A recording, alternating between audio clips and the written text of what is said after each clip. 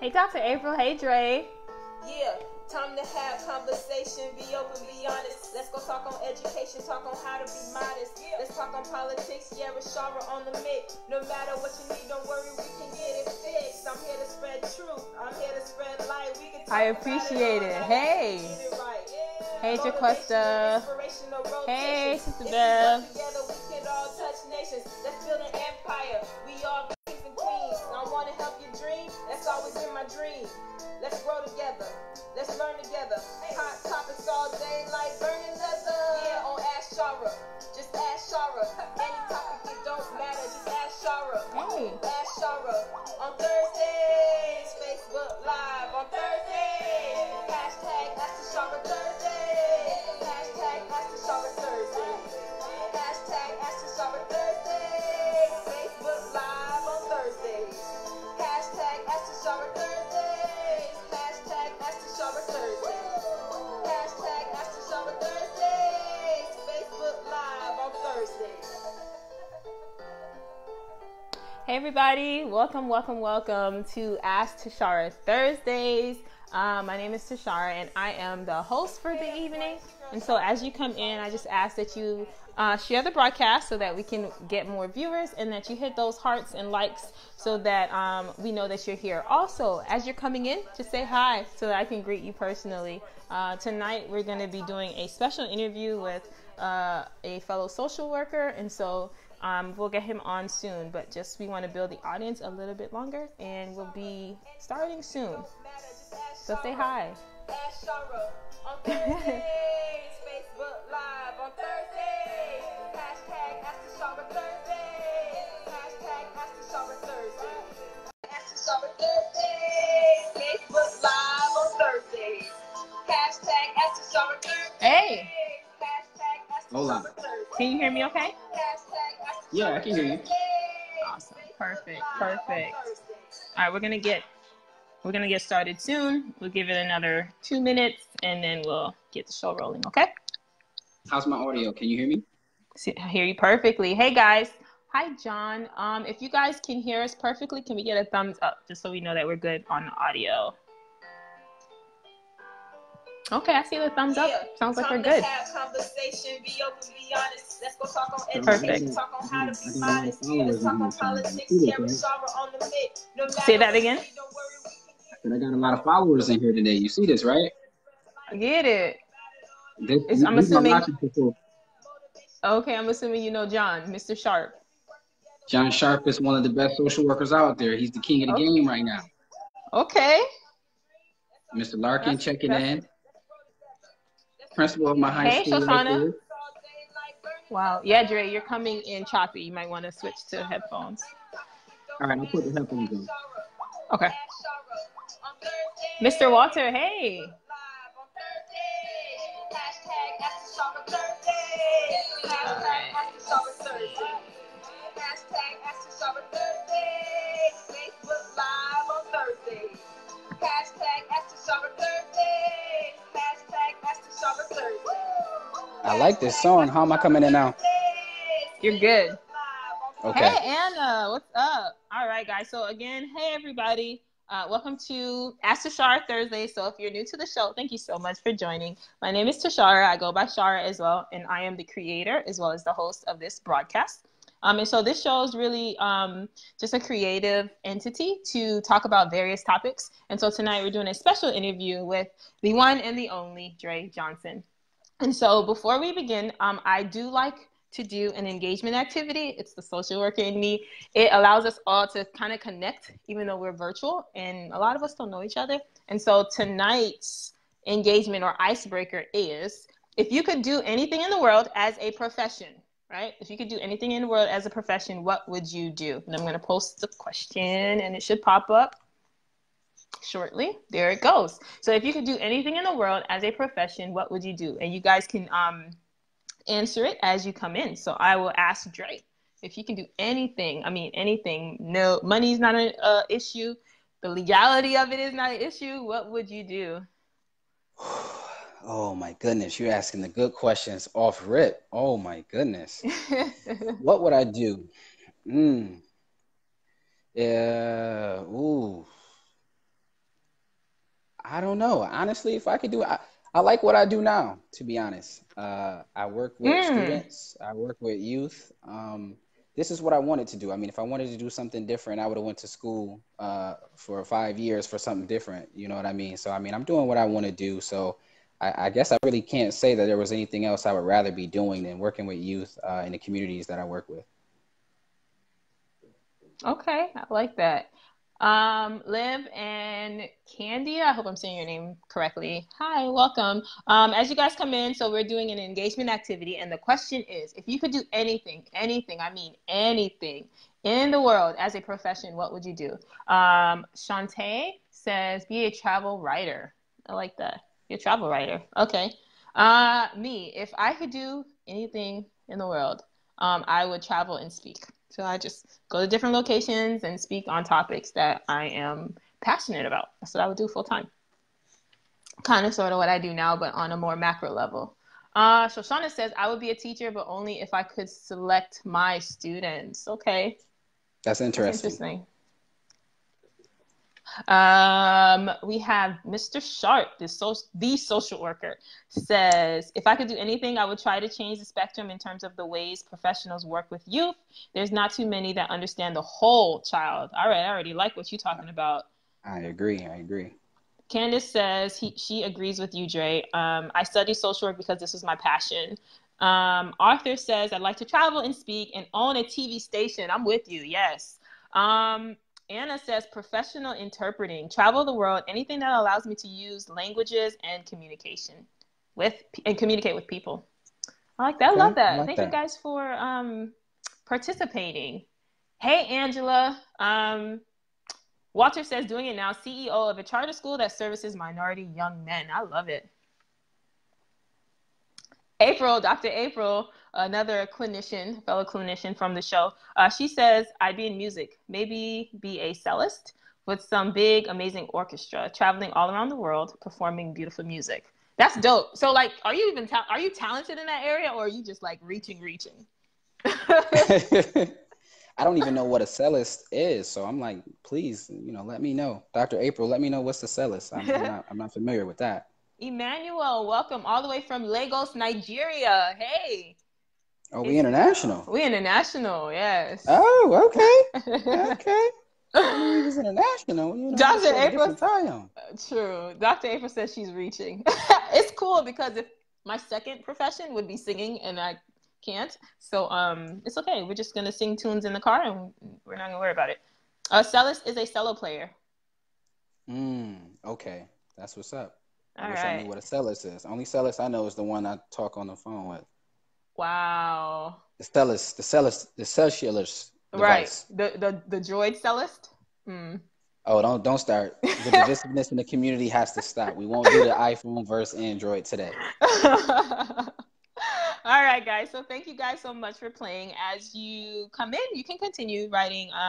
And the engagement/icebreaker is pinned to the top. So tonight, we are hosting Dre Johnson. So I'm going to read his bio and then we'll get into the conversation. All right. So Dre Johnson is a young social worker and recipient of the 2018 through 2019 Master's Minority Fellowship Program from the Council on Social Work Education. MFP is a program designed to enhance the training of full-time master's level direct practice focused social workers in their final year of study at a CSWE accredited institution. Applicants must identify as their focus mental health or substance abuse disorder and commit to practicing in that field post-graduation. Dre has a strong passion for social justice and education. He believes that it is important to tackle macro issues in order to make substantial change. Dre has presented on a variety of topics throughout his social work career. In March of this year, Dre discussed race and privilege at the Broward Association for Black Administrators Conference. And in June, Dre will be presenting about preventing gun violence in schools at the 2019 National Association of Social Workers Conference in Orlando, Florida. Dre is scheduled to graduate on May 2nd, next Thursday, woo woo, with goals to continue upholding the 6 core values of our profession, which are service, social justice, dignity and worth of the individual, importance and centrality of human relationships, integrity, and competence. And so if you can give me a virtual round of applause, hit the likes, hit the hearts for our guest, my fellow social worker, Dre. Welcome. Thank you. Thank you. It's good to be here. I appreciate it. No problem. No problem. Before we begin, Mr. John Sharp, I just want to read his comment. He says, "Can I just say that I am proud of you, Dre? I remember our conversation when you asked me if you should go and obtain your MSW. You did it, and you're doing it in such a big way." Yes, sir. I've been paying attention. That's awesome. Appreciate it. Appreciate it. That's awesome. It's always awesome to, in my opinion, from my experience as a social worker, to be recognized and almost praised, if you will, by those that you admire. And so that's a huge compliment. For sure. Awesome. So let's go ahead and get on to the interview. So a lot of times people do not know what the heck a social worker is or what they do. So what is social work? What is a social worker? Wow, that's funny that you asked. I get that question so much. I actually was just at the barbershop and I was telling my barber that I was getting ready for this show. He was like, "What is it that you do again?" And I'm like, "Social work." And he's like, "So wait, what exactly is that? Are you like taking people kids or like what's going on?" So I think a lot of times when people hear of a social worker, they often think of someone that works for a CPS or DCF or someone that's removing kids. But really a social worker, if I had to explain it in its most simple form, I would say is a social worker that is trying to help someone or a group of people alleviate a circumstance, some sort of issue that they're having and try to bridge that gap. A social worker is someone that's a trained professional in doing so in a way that would adequately serve the client. I like that. So social workers, then with that definition, would you say that social workers work with people that have issues, not people that are whole? Well, I mean, that's one way of saying it. I think everybody has issues. I've never met a person alive that didn't have an issue. So I would say social workers work with everyone. There's someone that is a social worker in schools, there's social workers in churches, there's social workers at homeless shelters, soup kitchens, community places. I know social workers that work for the NBA. So there's social work can really fit into so many different places and professions and fields. It's definitely a field where there's a need for social workers.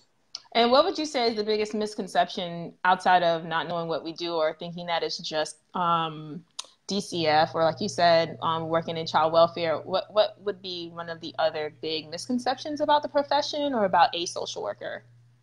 I think there is this ideal that social workers won't make any money, that there's no money in the field or profession of social work, which couldn't be further from the truth. I know clinicians here in social work. So a lot of people don't know that social workers can be therapists. So 80% of the therapists in America are social workers. So I know a therapist here in Boca, she charges $125 an hour for therapy with her. So she's making, I would say, a substantial amount of money, a lot more money than a lot of other people are making. I don't know what tax bracket she's in, but I would love to get there when I get this degree. So I think that's like a big misconception, that if you're a social worker, you can't have nice things or you won't make a adequate amount of money. True. And we're going to just do a pause and a pin right there. Guys, if you have any questions throughout the broadcast that you want to ask Dre, particularly about his journey or who he is or about social work in general, please comment your questions, and throughout the live we will answer them. And you can also comments as well, like if you agree with something or if something was like a light bulb went off or it was an aha moment, we'd love to have you engage. And so you have your BSW, is that correct? Yes. And that is a bachelor's in social work. Yes. And so what did you do prior to pursuing your master's in social work? So before pursuing my master's in social work, I was working at a school. I was working for a charter school network called Uncommon Schools. Uncommon Schools is a charter organization that has schools in Boston, New Jersey, and all throughout New York State. It's a high-performing charter school organization. So I worked as a school social worker for 2 years. And before that, I was the assistant dean of students, so being more in a behavioral role, working with students and families in Rochester, New York, upstate. Okay. And I know one of your passions is social justice. So can you explain what social justice is and like why is that such a passion of yours? Social justice. How can I really explain social justice? There's a picture that I have that I'll show. in terms of social justice. And I'll just talk about that for a second. All right. So this is a picture that people see oftentimes in the field of social work.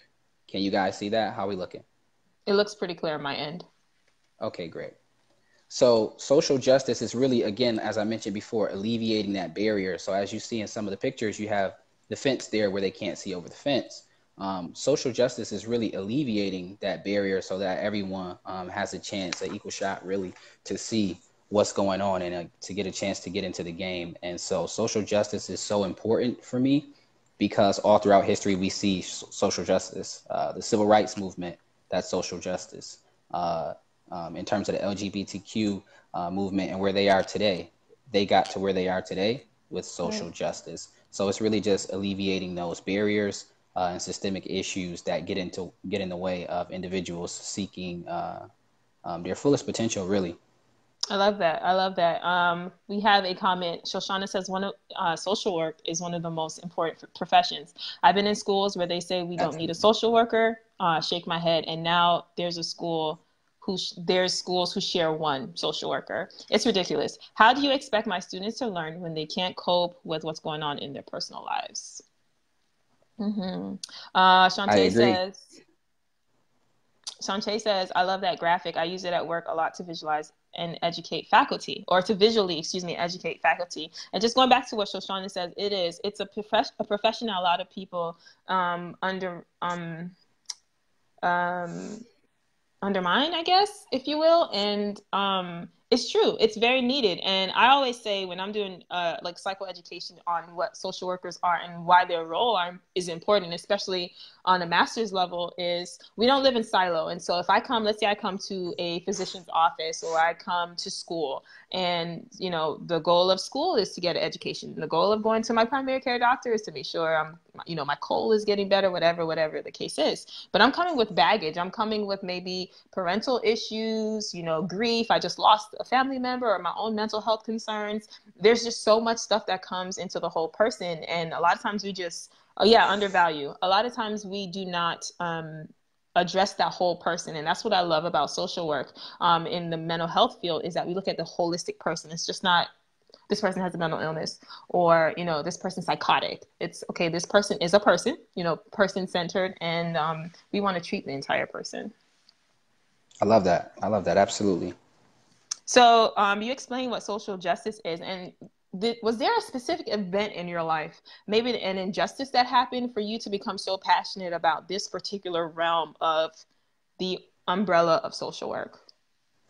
I would say when I began working for Uncommon Schools, and we really started and I learned what the achievement gap is. And so for people who aren't in the education field or aren't aware, the achievement gap really is the gap between white students and Black students, and particularly in urban spaces, and how white students achieve greater results in terms of academics throughout America, often because of their white privilege and a systemic issue where schools are better in white neighborhoods and are underfunded in Black neighborhoods. And so with the gap that I saw with the numbers, once I saw the charts, the graphs, the data, where it wasn't just a me thing or I didn't get an adequate education in high school, I realized it was a systemic piece where all over America, students that look like me are not getting an adequate education because of where their zip code is.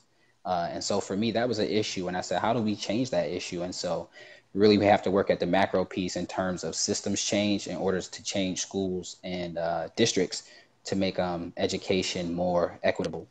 Yeah, it's true. And we just have people saying, just bigging you up, how you're an asset to the profession and will do great things because you're already doing great things. And yes, achievement gap. Hashtag achievement gap. Yes. John mentioned trauma-informed care, which is right up my alley. It's important to be trauma-informed. And trauma is not just sexual abuse, physical abuse, or emotional abuse. There's this thing called ACEs, which is adverse childhood experiences. So trauma can be household dysfunction, parents getting divorced, a parent with a untreated mental illness, a parent that struggles with substance abuse. Grief is traumatic. There's so much regarding trauma. And so I love that he brought up trauma-informed care. Absolutely. One of the things one of the students brought up to me at the school I was working at, like I could see the kid in his face. He just looked a little distraught. And I'm Hmm. like, yo, what's going on, little man? And he like really was like, you could see it was something he was holding back. I'm like, come to my office for a second. Let's talk. As soon as he got into my office, he started crying and saying that his stepdad got shot last night and that his mom had to stitch him up. Like they never took him to the hospital. Mm. So when we talk about trauma, we really have to look into these Black communities. We really have to look into these urban spaces and see what Yes. our students are going through, which is why they can't perform at the level of the students in the suburbs in these white neighborhoods. So it's something that trauma informed care is huge. It's a huge piece in terms of the education gap and the achievement gap. So, I mean, not to go on a soapbox, but one thing that I noticed is when you have a white shooter, they always talk about mental health, mental health. They say mental health, PTSD, PTSD. But Black kids, Latino kids grow up in communities where they see people get shot and killed all the All the time time. on a weekly basis, but they never bring up mental health. I think that's an issue. They always say fatherlessness. Why are we saying Yeah. fatherlessness when it's a Black kid? Like, Wow. but when it's the white kid, we talk about mental health. So Come that's on, a sir. gap. That's a gap. That's something that we need to work together to bridge that gap and make sure that everybody understands the issues that are going on in urban spaces. Yeah, and with that gap, I think we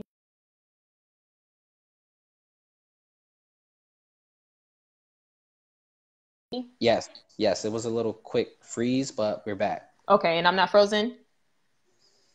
You're a little bit frozen. I think you got somebody calling your phone, something. Okay. What I'm gonna do is I am going to disconnect and then we'll restart. Disconnect.